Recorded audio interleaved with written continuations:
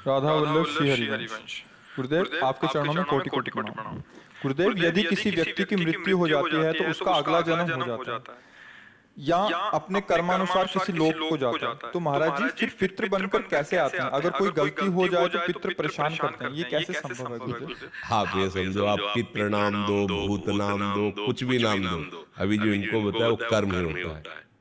हमारा कर्म ही होता, कोई हमको परेशान नहीं कर सकता। कोई देवता, कोई भूत, कोई प्रेत, कोई पितर, ये बात गांठ मान लो, कोई तांत्रिक, कोई सिद्ध।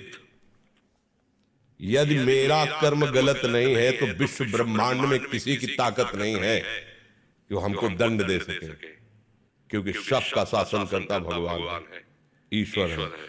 अगर कोई अपने तप का प्रभाव भी करना चाहे, मतलब तपस्वी है, तो बीच में आके खड़ा हो जाएगा। बिल्कुल वो भजन नहीं करता, पर वो निष्पाप है, उसने अपराध नहीं किए, तो किसी न किसी रूप में भगवान आके खड़े हो जाएंगे, उसकी रक्षा कर लेंगे। इसीलिए उनका एक नाम है ईश्वर। संपूर्ण जीवों का शासन उनके हाथ में है और सब जगह विराजमान है। यार मैंने तो भगवान को पुकारा है, लेकिन मेरा सब काम बन गया। ऐसा फंस रहा था, ऐसा गिरने वाला था कि मर जाते, ये लोग फंसा लेते। ऐसा कौन बचाया? तुम्हारे अच्छे कर्म, तुम्हारे अच्छे कर्म में, बुरे कर्म नहीं। मैं तो फूंक फूंक कर पैर धर रहा हूं, जब से मुझे होश कोई गलती नहीं हुई हमसे। हमारी दुर्दशा लोग कर रहे हैं, हमारी दुर्दशा इससे हो रही, उससे, कोई दूसरा नहीं है।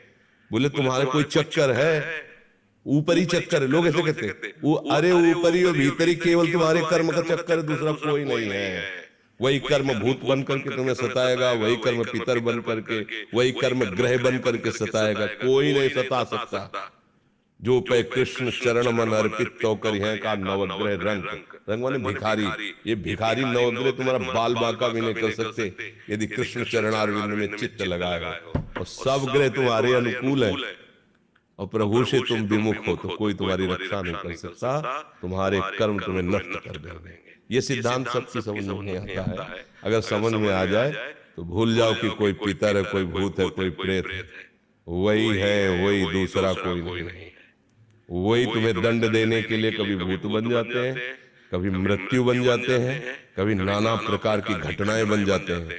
इसीलिए उनका भजन करोगे तो असली रूप में आपको मिलेंगे प्रेमानंद, महान सौंदर्य समुद्र, करुणा समुद्र। वही नहीं कहते जो विमुख है, अधर्माचरण करता है, उसके लिए मैं काल रूप भयंकर हूं। भगवान ही कह रहे, मैं उसके लिए भयंकर रूप हूं। देखो, भगवान का ही एकमात्र स्वतंत्र साम्राज्य है। वही बनने वाले, वही बनाने वाले हैं। बस सावधान होकर उनका भजन करो, कोई कुछ नहीं कर सकता। जब आप मान्यता करोगे कि पितर हैं, भूत हैं, तो उस रूप में मिल जाएंगे। जाकी रही भावना जैसे, और आप बिल्कुल मान्यता हटा दो कि जो भी नाम रूप है हमारे प्रभु के ही है। हाँ, जो हमसे गलती हुई वो गलत है, हमसे पाप हुआ, हमसे अपराध हुआ, पर स्वामी हे नाथ आप कृपा करके क्षमा करो, कोई कुछ सता नहीं।